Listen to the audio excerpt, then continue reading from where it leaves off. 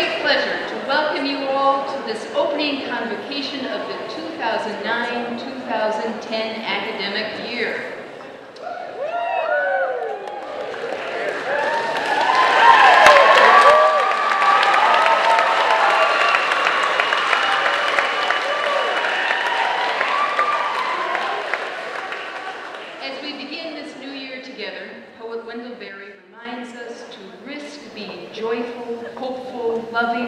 And committed to something larger than ourselves, in essence, to really live our lives. From Manifesto, the Mad Farmer Liberation Front. Love the quick profit, the annual raise, vacation with pay. Want more of everything ready-made. Be afraid to know your neighbors and to die. And you will have a window in your head. Not even your future will be a mystery anymore. Your mind will be punched in a card and shut away in a little drawer. When they want you to buy something, they will call you. When they want you to die for profit, they will let you know. So friends, every day, do something that won't compute. Love the Lord, love the world, work for nothing, take all that you have and be poor, love someone who does not deserve it, denounce the government and embrace the flag, hope to live in that free republic for which it stands. Ask the questions that have no answers. Invest in the millennium. Plant sequoias. Say that your main crop is the forest that you did not plant, that you will not live to harvest. Say that the leaves are harvested when they have rotted into mold. Call that profit. Prophesy such returns. Put your faith in the 2 inches of humus that will build under the trees every 1,000 years. Listen to carrion, put your ear close and hear the faint chattering of the songs that are to come. Expect the end of the world. Laugh. Laughter is immeasurable. Be joyful though you have considered all the facts. Swear allegiance to what is nighest to your thoughts. As soon as the generals and the politicos can predict the motions of your mind, lose it. Leave it as a sign to mark the false trail the way you didn't go. Be like the fox who makes more tracks than necessary, some in the wrong direction. Practice resurrection. Amen, and thank you.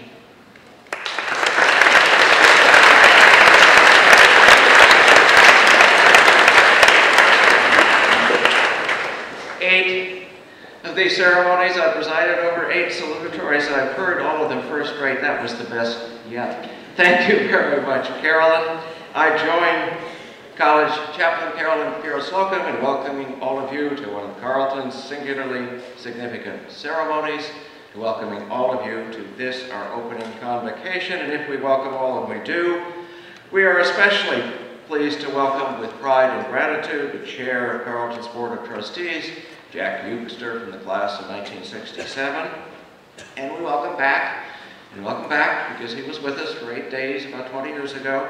We welcome back to Carleton today's honored guest, Professor Gary Nabhan, world-renowned conservation scientist, former director of the Center for Sustainable Environments at Northern Arizona University, today a professor of research, social scientist at the Southwest Center of the University of Arizona. Professor Nabhan is an eloquent, gifted, fluent nature writer, and acclaimed ethnobotanist whose research and teaching have concentrated on the complex relationships between indigenous peoples and their environments, especially in the American Southwest and northern Mexico. About his many accomplishments, we will learn more in today's convocation from Professor Jay Levy, who will read a citation on Professor Nabhan's behalf as we present to him an honorary degree. Even now, however, we do want to thank him on the behalf of all of us here and all of us who will follow. Thank him for his central role in renovating native plant agriculture throughout the Americas and developing regional food initiatives throughout the entire western United States. About once a decade, a little less than that. One does the arithmetic in Carleton's history.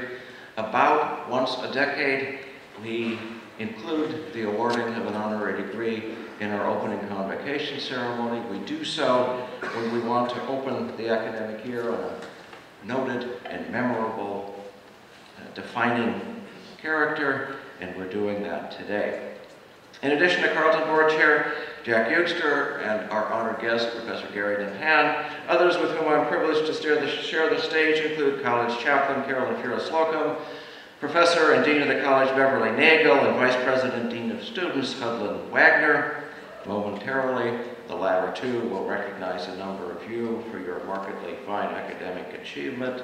We then turn to awarding today's honorary degree, following which Professor Nabhan will speak to us. It is his address, it is his words, it is his opening convocation remarks, which are the central reason that we are here gathered together.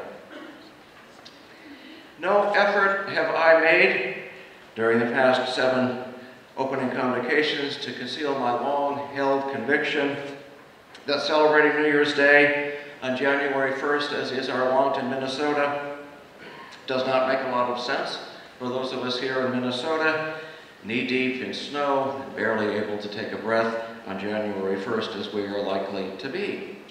Far better, I think, and obviously I make this claim with some puckishness, far better, I think, it would be for us to join most of the cultures in the ancient Near East, my own area of academic study, who celebrate New Year's Day right now when grain bins fill, right now when school begins, right now when we begin to sense and long for a welcoming, cool Christmas in the morning.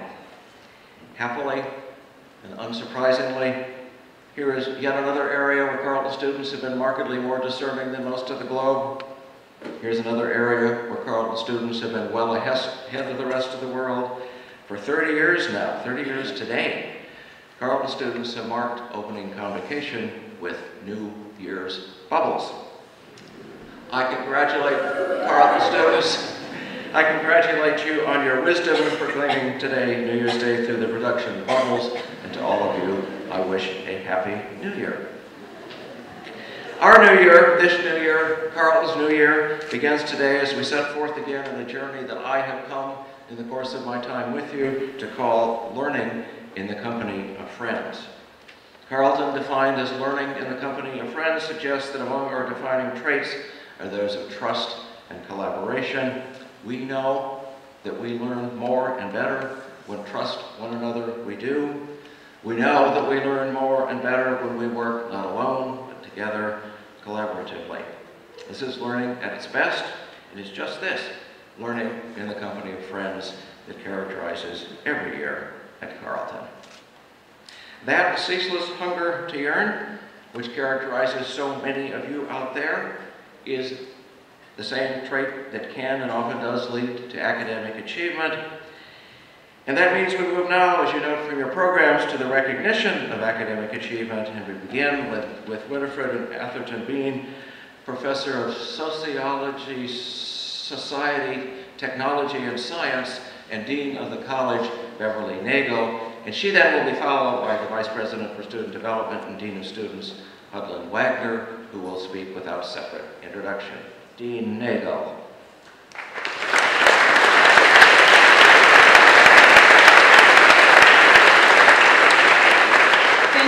Thank you, President Odine, and to all of you, welcome to the start of the new academic year. As we celebrate this year's new beginning, it's appropriate also to recognize some of the achievements of the past year. Carleton values many kinds of activity and attainment, but our central commitment is to the life of the mind. The Dean's List is one of the ways that Carleton recognizes and honors academic excellence. Those students whose annual GPA, grade point average, puts them within the top 10% of their class are honored by being placed on the Dean's List. Normally, the grade point average is computed on a cumulative basis over a student's entire Carleton experience. The Dean's List, however, is based on the GPA earned in academic work over 3 terms of the academic year for which it is awarded. It offers recognition for a great year just completed and begins each year with a new slate. Students whose academic achievements earned them a place on the Dean's List for the 2008-2009 academic year are listed in your program. Those of you who are listed know who you are. Please stand now so we can all offer you our most sincere congratulations.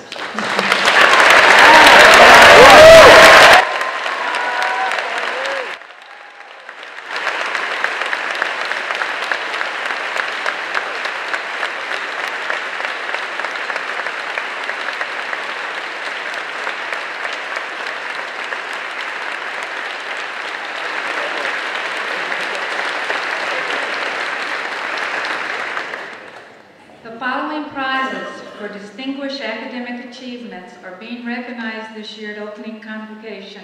The Mortarboard Prize, the second and first year Student Phi Beta Kappa prizes. I ask that we withhold our applause until all the recipients have been announced. Today, in doing honor to these members of our community, we celebrate their achievement of excellence, primarily for itself, but also as representing all the small and great achievements, recognized and unrecognized, that mark our lives in this place. Will the recipients please rise when your names are called and remain standing as the prizes are announced. The Mortarboard Prize is awarded to Russell Bueller.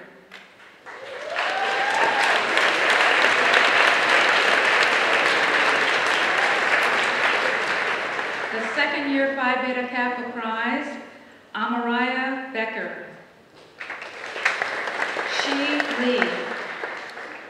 Julie Michelman, Laurel Schmidt, Casimir Skubai.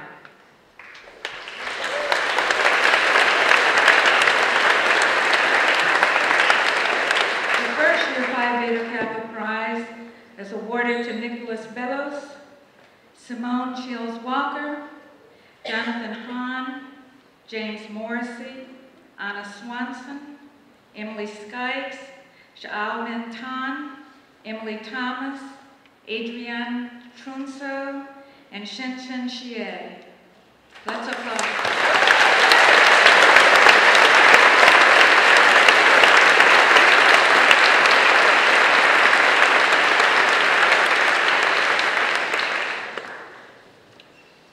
Congratulations to all of you.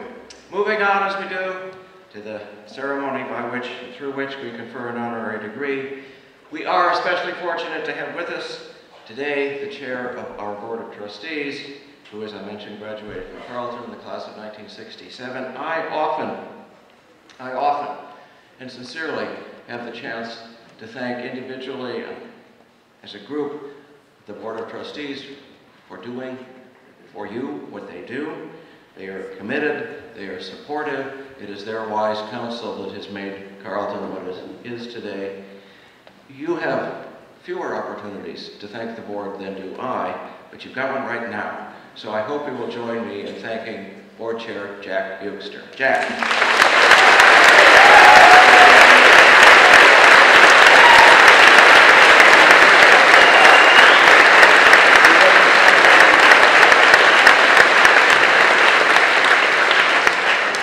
Good afternoon.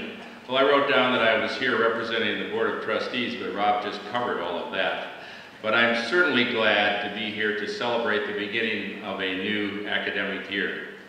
The 45 or so trustees, both alums and non-alums alike, see their purpose is to ensure that Carleton is the best liberal arts college possible, today and for a long time in the future. As we gather today, professors, staff, students, alums, and neighbors, the glue that binds us is that we're all part of the community of Carleton. And I'm sure you'll join me in looking forward to an exciting year of discovery and of sharing knowledge, and maybe even some extracurricular activity that's a good heck of a lot of fun. So, for all of you, I hope that many unexpected doors open this year. For me, it's just a kick to be here. Thank you. And now for the prepared text. A Carleton Honorary degree is the highest honor that the college can bestow, and we've always awarded such degrees sparingly. Carleton selects its honorary degree recipients with great care and with the assent of both the faculty and the Board of Trustees, seeking to honor those who achieve eminence in their own profession or have rendered distinguished service to society. I would like to introduce Carleton's professor and chair of the Department of Sociology and Anthropology, Jay Levy, who will present the honorary degree candidate. Thank you.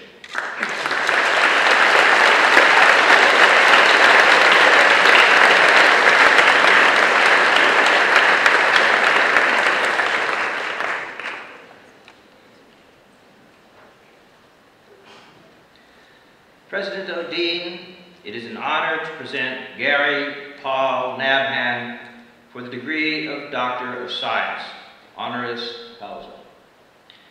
What Albert Einstein was to physics, Gary Nabhan is to food. Finding unsuspecting harmonies between the foods we eat and the cuisines of our ancestors, he has exposed deep connections between cultural diversity and biodiversity, where others saw only chaos. Writing on topics ranging from evolutionary gastronomy and the environmental crisis of pollinator decline to the ethnobotany of the Tohono O'odham Indians, or Papago. From the natural and cultural history of tequila to the significance of salmon, Dr. Nabhan is a polymath in the truest sense of the word, traversing the borderland between science and letters in a way that makes him not only a scion of the liberal arts in general, but his work in particular a shining exemplar of achievement for virtually every Carleton student, irrespective of their major. Dr. Nabhan is an internationally renowned ethnobiologist, conservation scientist, food folklorist, heirloom seed saver, and lyrical Lebanese-American writer, specializing in researching and teaching about the complex relationships that evolve between indigenous peoples, their environment, and the foods they traditionally hunt, gather, fish, and farm, particularly, although by no means exclusively, in the deserts of the American Southwest and northern Mexico. He has been at the forefront of renovating native plant agriculture, principally in the Americas, but also on other continents, developing regional food coalitions throughout the western United States, and co-founding the most important seed bank housing heirloom plant DNA in the country. Recently, he gave up his position as director of the Center for Sustainable Environments at Northern Arizona University to accept a tenured professorship as a research social scientist based at the Southwest Center, the University of Arizona, his alma mater. A veritable phenomenon in the world of conservation science, nutritional anthropology, and cultural ecology, Dr. Nabhan not only has revolutionized these fields and their interconnections, but has translated their significance to a wide audience through his frequent public appearances, media interviews, and evocative writing that is as powerful as it is poetic. The sheer bulk of his scholarly output and the awards he has garnered in one lifetime or more than most of us could ever hope to achieve in 3. The author or editor of 24 books and twice as many refereed articles in leading professional journals, his literary and scientific writings have been the subject of no fewer than 5 critical studies. He has been the recipient of grants or contracts totaling over $4 million. His honors read like an A-list of the most coveted distinctions in his field. Dr. Nabhan has been awarded a MacArthur Fellowship, alias Genius Award, Pew Scholarship for Conservation and the Environment, John Burroughs Medal for Nature Writing, Premio Gaia for Creative Endeavors Regarding the Environment from the Sicilian government, Southwest Book Award twice, Lannan Literary Award, Western States Book Award, and Lifetime Achievement Award from the Society for Conservation Biology, among others. The titles of his books and essays are as hot as the deserts about which he writes. Combining knowledge, passion, and humor, they reflect a wit as sharp as a good chili sauce. Consider, for example, titles like Why Some Like It Hot, food, genes, and cultural diversity, or Arab American, landscape, culture, and cuisine in two great deserts, or cross-pollinations, the marriage of science and poetry. And my personal favorite, perhaps because it deals with the Tarahumara Indians of Chihuahua and the Chiltepines they gather, the fiery hot, wild progenitor of all chili peppers, here it is, for the birds, the red-hot mother of chilies, in Gathering the Desert, 1986. This is not the first time Dr. Nabhan has visited our campus. His connection to Carleton goes back about 20 years when he first came as a lecturer for an extended guest residency. Since then, his writings have appeared frequently on syllabi for courses in Ents and anthropology. We hope it will not be another 20 years before he's able to return. President Odin, I am honored to present Gary Paul Nabhan for the degree of Doctor of Science.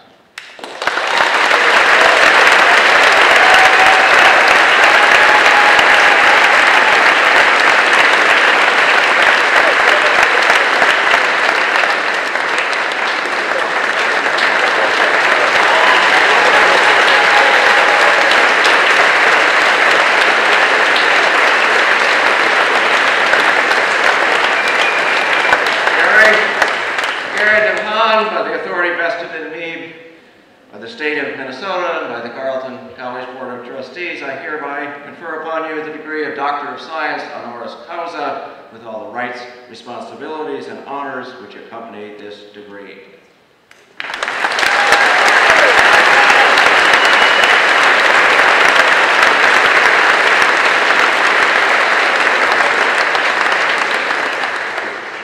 Well, thank all of you. I'm very, very grateful for this honor, and I have to say it's with a kind of stunned sense of wonder that things like this happen to anyone.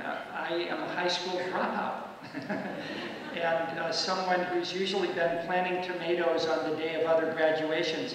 So this is the first time I've ever worn a robe at any kind of academic gathering, and I'm just so honored that it's with all of you and all of these great teachers among us that I get to don this robe and have a chance to share this afternoon, this new year with you. So I want to start with a question to you, a question that I think about because I think food is one of the most direct ways that we relate not only to the environment, to the earth itself, but to our own cultures and our own dreams. And so I want to begin not with telling you what I know, but what I wonder about, what open question is still before me. Just what exactly is it that we want to have cross our lips, to roll off our tongues, down our throats, to fill our nostrils with hardly described fragrances, to slide for a brief halt within our bellies, to mix with our own gastric juices, to be transformed and conjured into something altogether new by the myriad microbes within our guts, to migrate across our stomach linings, to surge into our bloodstreams, and to be carried along with insulin for one last wild ride, and then to be lodged within the cells of our very own bodies. What do we want to be made of? What do we want to be made of? What do we claim as our tastes? And most importantly, what on earth do we ultimately want to taste like when we, in our own turn, are eaten?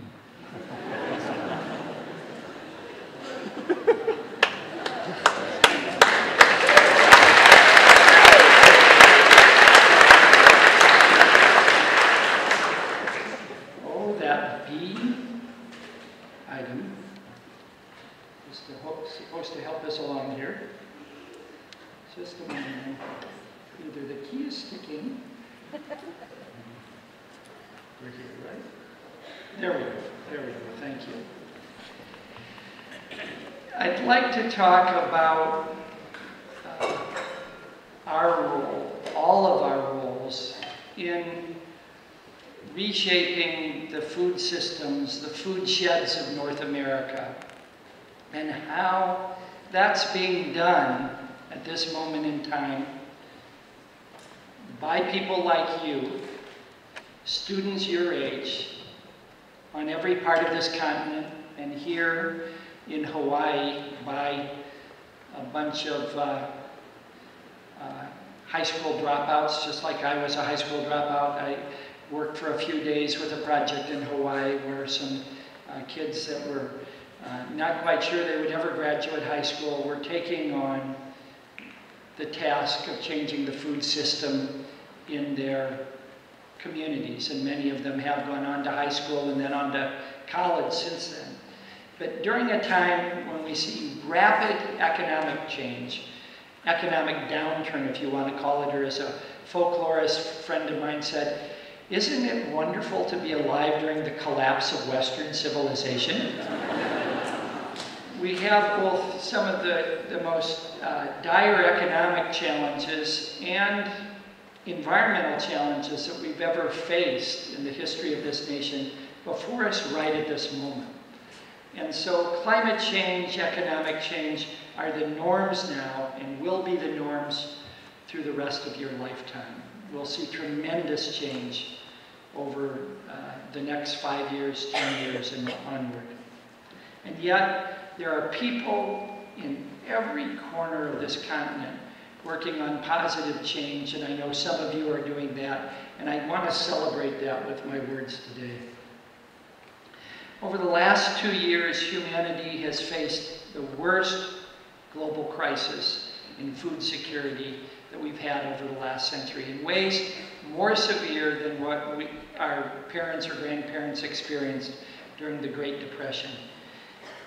Food scarcity and astronomically high prices of basic foodstuffs like corn and wheat and rice have triggered food riots in over 30 countries within the last 2 years. In some places, the price of the staple food in a country's diet, rice or corn or wheat, has tripled over the last 5 years. Unprecedented oil prices are part of that because the average food in this country travels 1,500 miles before it crosses our lips. And with oil prices escalating the last decade, that means that some of that food, because of the transportation costs embedded in it, has been priced out of the mouths of many of our neighbors. More Americans now than ever before in history, including during the Depression, are eating at soup kitchens, using food banks, drawing upon food stamps. We didn't have that during the Depression. But more than any point since World War II, people are relying on food relief in this country, not just overseas. And global climate change is causing severe roller coaster rides in the yields and prices of not just grains, but fruits and nuts and vegetables and livestock. And that, again, is becoming the norm. That we've had catastrophic crop failures in some places, while other places have a wet year in the same place that their neighbors 100 miles away are having a dry year. And we've come to face the fact that there is oil, water, in some cases fossil groundwater, just like our oil is fossil fuel, and blood hidden in all of our foods. That there's blood hidden in the way we grow our vegetables and grains in this country, by the number of deer that are killed in a field coming in to eat, or by the human sweat and blood of trying to make a living off that land. But over your lifetimes, those of you in this room will help transition our food system from one based almost entirely on fossil fuel today to one that will go back to a solar-based or carbon-neutral food shed many food sheds. We will still trade food between regions and countries, but through the auspices of fair trade. And what we grow near us will become more precious and more valued than it has been for over a century. And young people all over the world are now involved in this food movement, and it gives me great joy. Recently, the way that many of us have accessed our foods has been radically changing. I've heard about 2 community-supported agriculture projects that reached Northfield just in my half-day visit here, of great work that involves the community and having that human face back on their food. The farmer is no longer an anonymous provider of food. That person is a friend and neighbor and ally. And I have on my website this local food timeline that you can look up sometime that just shows how rapidly this whole domain of our culture is changing. Across North America, local food sales have seen exponential growth even through this era that we now call the economic downturn. A 22% rise per year in local food sales has occurred steadily since the year 2000. Up over $7 billion of direct marketed local foods from farmer to consumer by 2008. We only had 60 community-supported agriculture projects in the 1980s, 1,700 by 1994, over 40, I'm talking about farmers markets here, CSAs, 60 in 1990, more than 2,500 today, but 857 of those have popped up since January 2008, when the economic downturn began. And the farmers markets have gone from 1,700 to 4,700 in less than 15 years. Food producers are once again getting a larger portion of the consumer dollar. In 1909, they were getting about 60 cents on every consumer dollar back to the farmer or rancher. By the early 1990s, that was down to 6 cents to 15 cents, depending on the commodity. And now some farmers that are involved again in farmers markets and CSAs are getting over half of every dollar that is being spent by consumers on food. And so this is tremendous growth, and where I've been working the last decade in northern Arizona near the Grand Canyon, we've seen a tremendous growth in local food sales. 16 restaurants in that community now source all their vegetables and fruits from local sources. And that's just within a decade of time. We've gone from 0 to 16. These changes and trends are particularly important because we will never again during our lifetimes pump as much fossil fuel and fossil groundwater out of the earth as we have in the last 80 years. Our dependence on those subsidies from past geological eras, water set down during the Pleistocene, carbon set down during the Pennsylvanian, will never be tapped at the level it's been tapped over the last 80 years. And in place of that fossil fuel and fossil groundwater, we need to rely on the biological wisdom of our diverse crops, fish, livestock breeds, and other sources of food rather than on monoculture. The cultural wisdom embedded in our local communities, multi-generational farming communities, indigenous people that in some cases have been farming the same spot of land for upwards of 4,000 years without depleting it, and the local resources that are right at our fingertips that we've been ignoring, whether it's beneficial insects, native pollinators, or local sources of water that we had bypassed and yet are providing the ecological services that keep the land and ourselves healthy. But more than ever before, we need youth as land stewards to save, readapt, and localize food production to the particulars of place.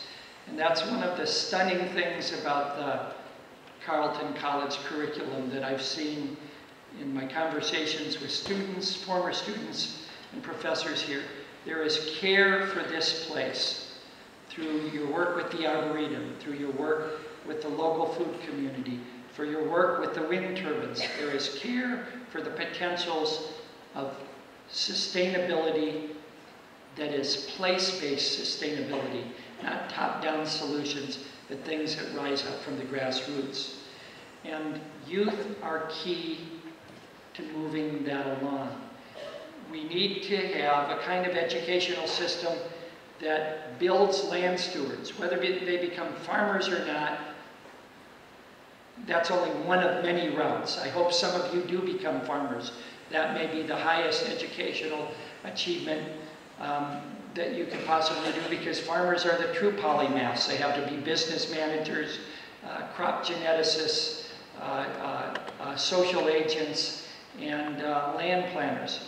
But there's many other ways that you all can play a role in land stewardship and in food sustainability. Let me give you some examples. There's over 4,000 place-based foods unique to just a small part of this country that need to be reintegrated into our efforts towards food security. Some of those are wild foods. We need wildlife biologists and fisheries experts or livestock conservationists to bring these back. We need marketers. We need farmers market managers. 1,200 of those unique foods in North America are now at risk of extinction, like the passenger pigeon and the American chestnut went out. If we don't take action now, these 1,200 other unique foods of this continent will blink out of existence. If global warming accelerates, we may lose an additional 800 of those unique foods. So we're talking about a 30-year period that we can turn this around in, or we will lose all of those unique flavors and textures and colors from our food system. And so we need a new generation of food producers and land stewards to cultivate food biodiversity, because that is linked to food security. One crop will not get us where we want to be. We need hundreds of crop varieties and livestock breeds out in our fields if we're to weather this era of rapid climate change. And as we see indications that the industrial agricultural system may not be collapsing, but at least being frayed dramatically around the edges, we realize that we're living in a critical moment to relink our sense of place and our sense of taste. And this is what we're doing. Tomorrow I go to Chicago to talk to 200 chefs and release the first list of foods at risk in the Great Lakes region. And that is being done through a coalition of private and public groups, through nonprofits, for-profits, educational institutions, individual folklorists, independent scholars, if you will, scattered all around the country. And the way we're doing collaboration now in the food movement, I think, spells a route that we can all take in other issues like healthcare and elderly care. This Renewing America's Food Traditions Alliance is called RAFT, and we say RAFT is a verb, not a noun. We're not trying to build new bureaucracies or institutions. We're trying to take the talent within our existing institutions, nonprofits, and communities, and put that to the task of renewing both the foods themselves and the cultural traditions associated with them. So we've undertaken something that the USDA tried to do when it was started in the 1890s, a full inventory of the foods, the food diversity of North America, and where each of those foods can be grown. 6 nonprofits have taken on doing that for the entire continent. Canada, the United States, and northern Mexico in participatory workshops with the people who know these foods on the ground. 273 plant and animal foods are now at risk in the Great Lakes region, from the watersheds flowing into Lake Superior all the way to New York State with Lake Ontario. 29 wild plant foods, 9 fish species, 9 game animals, 3 livestock breeds, poultry breeds, 80 heirloom vegetables and grains, 116 fruit varieties are at risk of blinking out unless within this next generation we find a way to save them. And that can be now accessed by internet or by hard copy. It's a 20-page sort of manifesto of how to bring these foods back to the Great Lakes region, and many, many people are involved on the ground on this. And it's taking a kind of collaboration between people who don't normally collaborate and that environmentalists don't necessarily see as conservationists. Chefs and sheep herders, folklorists and marketers. It's market-based conservation in some ways, because farmers will not keep these things in their fields if there's no one there to buy them. They'll plow them under old fruit trees, 100-year-old fruit trees. If no one knows how to use them, they will go under. We see ourselves as active allies with cultural stewards like Winona LaDuke's White Earth Recovery Project is bringing back wild rice, or people in the Hurricane Katrina-stricken area of Louisiana and Mississippi and Texas that are bringing back rare breeds of livestock there. We're organizing grow-outs and tastings of these rare foods on a scale that's never been done before. For the first time in over 100 years, some of these foods are back on restaurant menus, and hundreds of farmers are growing them out this year and providing them to chefs who give them feedback on how to use these foods. So this is an odd mix of nonprofits and businesses like Bon Appetit Management Company that runs your food service. 500 Bon Appetit chefs helped us in a raft challenge 2 years ago, where they partnered with a local farmer who was growing a regional heirloom seed or heritage breed and brought that back onto the menus of cafeterias like your own here. It's time to forge new and lasting relationships, to have an environmental movement that says yes, and we can heal things, rather than no, we want to stop things. And this is what's happening with these coalitions of farmers, ranchers, fishermen, and chefs. It's an affirmative message that we can bring back the unique richness of this continent. So we want you to join in that effort. We need students looking at food systems economically, nutritionally, historically, futurists who are saying, where should we be in 5 or 10 years with this? And we want to stop the threats that are disabling farmers from doing what they do best. And so I'd like to leave you with a short poem that I call a terroirist manifesto. It's going to sound a lot like the Mad Farmer's Manifesto. Terroir is not terror. Terroir is the taste of a place embedded in our food, whether it's a wine or a maple syrup that has a particular taste of the soil and the land upon which it's grown.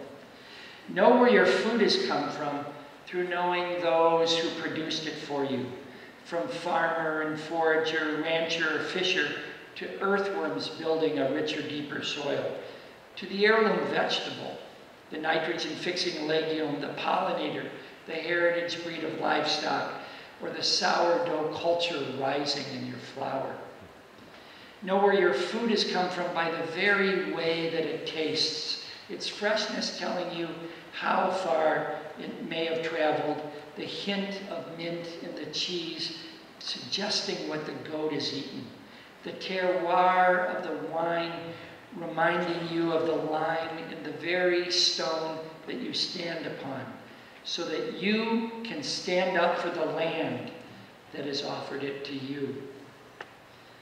Know where your food has come from by the richness of stories told around the table, recalling all that was harvested nearby during the years it came before you, when your predecessors and your ancestors roamed the same woods and neighborhoods where you and yours once now roam. Know them by the songs sung to praise them, by the handmade tools kept to harvest them, by the rites and feasts held to celebrate them, by the laughter and the bubbles let loose to show them our affection. Know where your food has come from by the patience displayed while putting them up, while pinning, peeling, skinning, coring, or gutting them, while pit roasting, poaching, or fermenting them, while canning, salting, or smoking them, while arranging them on the plate for our eyes to behold. Know where your food has come from by the slow savoring of each and every morsel, by letting their fragrances lodge in our memories, reminding you of just exactly where you were the very day that you became blessed by each of their distinctive flavors. Now, when you know where your food comes from, you can give something back to those lands and waters, that rural culture, that migrant harvester, curer, smoker, poacher, roaster, or vintner. You can give something back to that soil, something fecund and fleeting like compost, or something lasting and legal like protection. Now, we as humans have not been given roots as obvious as those of plants, let's face it. We don't have good roots. But the surest way we have to lodge ourselves within this blessed earth is by knowing where our food has come from. Thank you very much.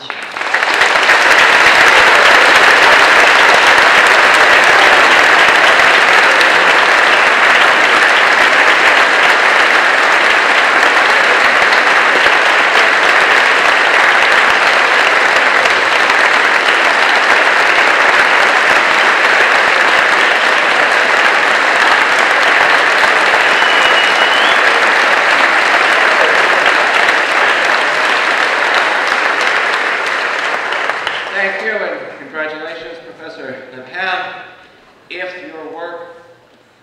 If your research, your writing, your leadership matters across the globe, and it does, it really matters here at Carleton, and we aim to lead, we aim to follow where you have led us. In a few moments, College Chaplain Carolyn Ferris-Locum will deliver the valedictory, and that will signal the close of today's opening convocation ceremony. Between now and then, we ask you please to stand and to join us in singing the Carleton Alma Mater. Should you need the words, you will find them printed in your program after a brief introduction by college organist Lawrence Archibald. We'll sing through the Alma Mater once.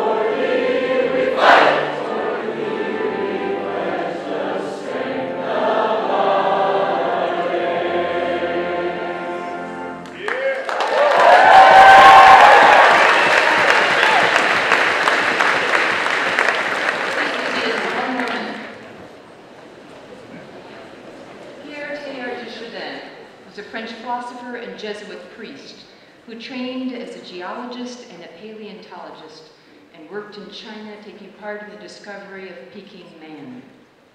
This Renaissance person wrote of the intimate connection between the life of the spirit, the life of the mind, and the physical world that surrounds us. Plunge into matter, plunge into God. By means of all created things, without exception, the divine assails us, penetrates us, and molds us. We imagined it as distant and inaccessible, whereas in fact, we live steeped in its burning layers. That's so important and so short, I'm going to read it again.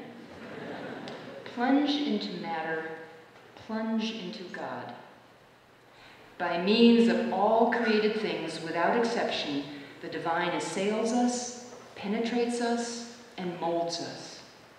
We imagined it as distant and inaccessible, whereas in fact, we live steeped in its burning layers.